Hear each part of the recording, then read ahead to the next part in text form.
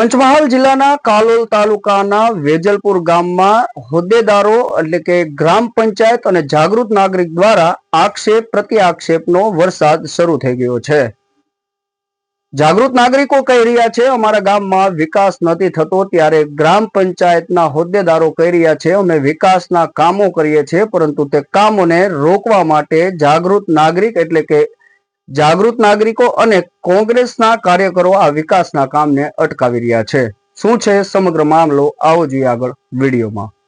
વેજલપુર ગ્રામ પંચાયતની અંદર થોડા દિવસ પહેલા સલીમભાઈ કઠિયા અને બીજા કોંગ્રેસના કાર્યકર્તાઓ દ્વારા જે આવેદન કલેક્ટર કચેરીમાં આપવામાં આવ્યું હતું, એ જે મનરેગાના કામો કે વિકાસના કામોમાં ભ્રષ્ટાચાર થયેલ છે, એ બિલકુલ ખોટું આવેદનપત્ર એ લોકોએ આલેલું છે।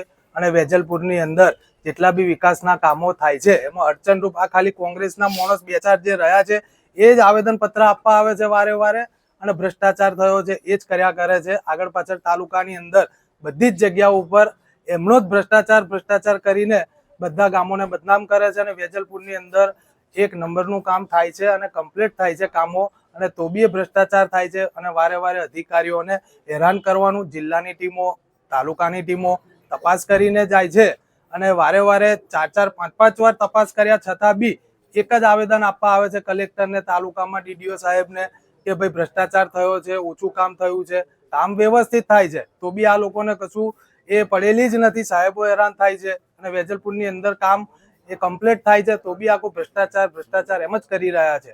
તો અમારી એકલી કલેક્ટર સાહેબને રજૂઆત છે કે અમે જે કામો વેજલપુરના વિકાસના કામો થાય છે વ્યવસ્થિત થાય છે, અને ગામના સરપંચ સભ્યો અને બધાને લઈને આપણે સાથે રાખીને કામ કરીએ છીએ।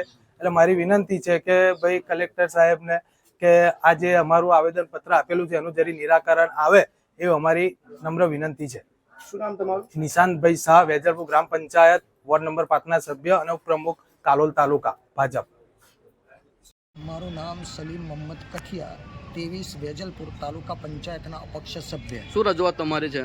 મેં તારીખ 16/1/2026ના રોજ જિલ્લા વિકાસ અધિકારીને જે 15મા નાણાં પંચની ગ્રાન્ટ આવેલી છે અને વેજલપુરના વિવિધ વિસ્તારોમાં જે કામો મંજૂર 2025-26 અને 2024-25ના જે કામો મંજૂર થયેલા છે, કામો ચાલુ કરાવવા અંગે મેં આવેદનપત્ર આપેલ છે। તેમાંથી એક કામ ગુસર રોડ પર સિકંદર પાડવાના ઘરેથી રૂપારેલ નદી સુધીનું ગટર લાઇનનું કામ ચાલુ થયેલ છે। તમારા ઉપર જે વેજલપુર ગ્રામ પંચાયતના સભ્ય દ્વારા જે આક્ષેપો કરવામાં આવ્યા છે તે વિશે તમે શું કહેશો? કાલોલ તાલુકાના ભારતીય જનતા પાર્ટીના ઉપપ્રમુખ અને વેજલપુર ગ્રામ પંચાયતના વોર્ડ નંબર 5ના સભ્ય નિશાંતભાઈ શાહ ઉર્ફે લાલુએ જે મારા વિરોધ સોશિયલ મીડિયામાં નિવેદન આપેલું છે એ તદ્દન ખોટું અને પાયા વિહોણું છે।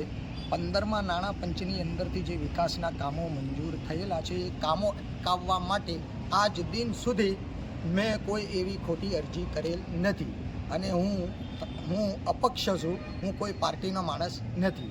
જે આવેદનપત્ર આપવામાં આવ્યું છે તે વિશે તમે શું કહેશો? જે આવેદનપત્ર જે નિવેદન એમણે આપ્યું છે એના પર તપાસ થવી જોઈએ, અને મારી માંગ અને રજૂઆત પણ એ જ છે કે એના પર તપાસ થવી જોઈએ। તપાસ થવાથી સાચું શું છે અને જૂઠું શું છે એ પ્રજા સમક્ષ આવી જશે।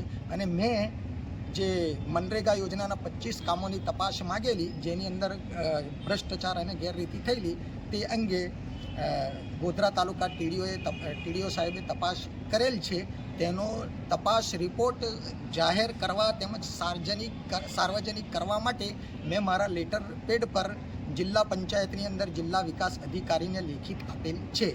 નામ સલીમ મોહમ્મદ કઠિયા, 23 વેજલપુર તાલુકા પંચાયત સભ્ય અપક્ષ।